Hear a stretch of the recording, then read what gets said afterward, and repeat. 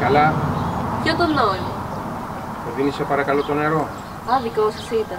Όχι δεν είναι, αλλά διψάω.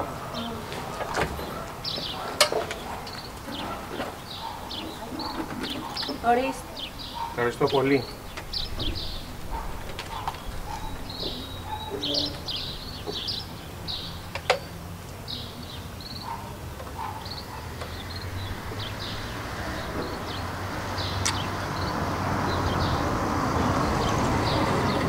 Για κάποιους αυτό είναι πάρα πολύ απλό, αλλά για κάποιους είναι πάρα πολύ σημαντικό.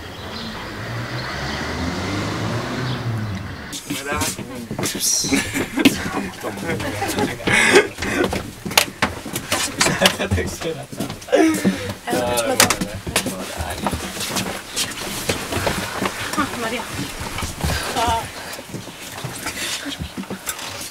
Έλα, σπάσε. Πιασμένη θέση. Μαρικέλα, sorry.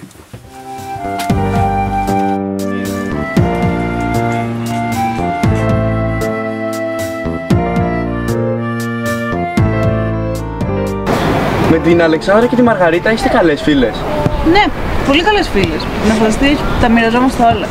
Τις προάλλες π.χ. συζητούσαμε για σένα και τη Μαρκέλα. Κάνετε παρέα?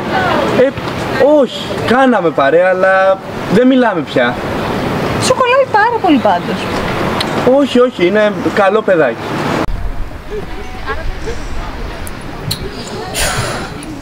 Δεν καταλαβαίνω τι της βρίσκει.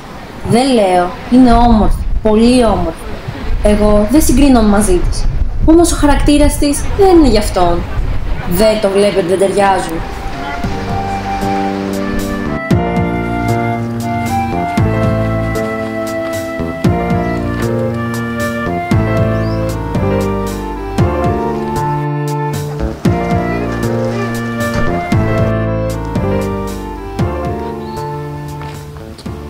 Ωρε φίλε, πάλι αυτός εδώ. Το παπακάκι είναι για να καθόμαστε, όχι για να κοιμόμαστε. Άντε σήκω! Έλα ξεκολλάτε, δεν σας πειράζει να κάτσετε και λίγο όρθιες. Καλά, πώς κάνεις έτσι, δεν σου κλέψαμε και τον κόμενο? Ρε πάτε καλά.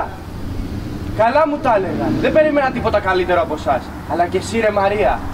Καλά, έλα, εντάξει, πάμε να φύγουμε. Είστε εντάξει? Ευχαριστώ ρε Νίκο. Ήξερα ότι δεν ζούσα τις άλλες. Κατάλαβες τώρα και τις πάσαμε.